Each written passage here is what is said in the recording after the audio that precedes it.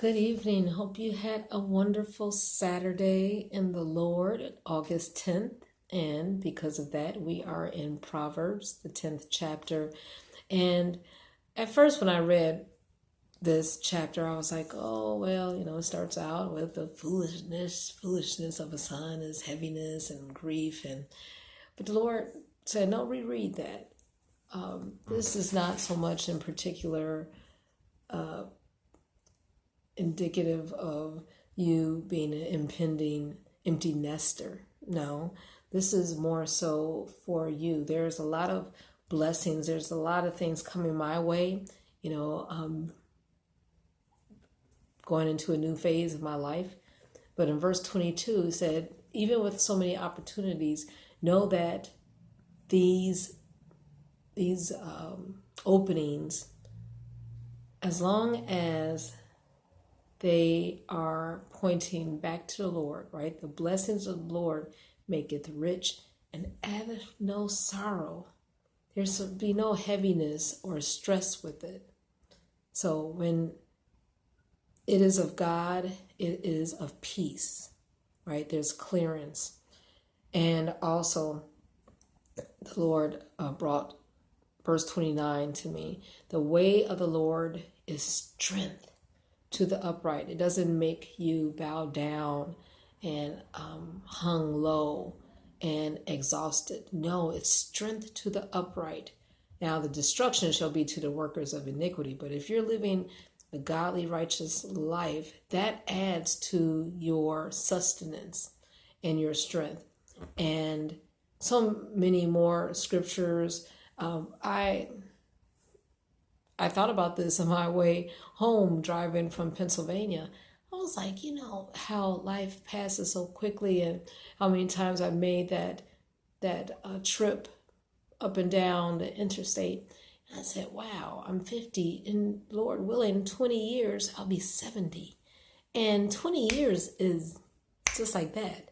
It goes away very quickly. And I said, the Bible says, well, man's days should be 70 years, and then if reason by strength, 80. But in verse 27 it says, the fear of the Lord prolongeth days. So the Lord will even add to our expected life expectancy as we continue to respect and glorify him.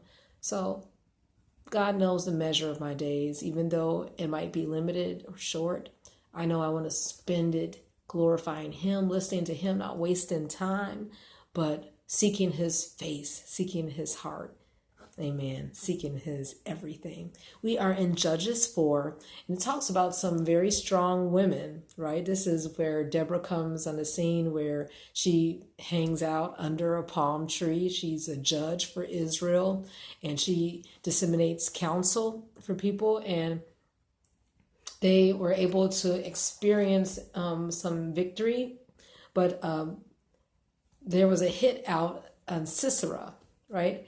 Sisera had an army, and she told Barak, to handle it. But Barak was like, in verse 8, and this spoke to my son also, he said in this verse, Barak said unto her, if thou wilt go with me, then I will go. But if you don't go with me, then I will not go. And Deborah was a sign of courage and bravery and strength. And whatever the Lord has an assignment for our new season, whatever days we have left, we have to have the power of the Lord in our lives to carry out whatever he would have us to do. And it doesn't have to be any battles, physical. It might be all spiritual battles, but know that you're a soldier. And as long as you have the whole armor of God, you'll be victorious. And she was a sign of it. And also Jael was used to annihilate pretty much Sisera, right? With the nail, or what was that? A nail, or it was a tool through his temples, and that was in verse 22. So she killed him. And God subdued on that day Jabin, the king of Canaan, before the children of Israel. Right? Yeah. So God used 2 women, and he will use many more women and mothers, whether you're single, whether you're a spiritual mother. Be strong in the Lord. If you're a single father, go ahead. Our youth needs you like never before. Stay committed. Be fortified in the Lord, and he will have you do amazing things for such a time as this. Have a good evening in the Lord, and get your sustenance and refreshment and peace and rest in the Lord, ready for worship. Good night.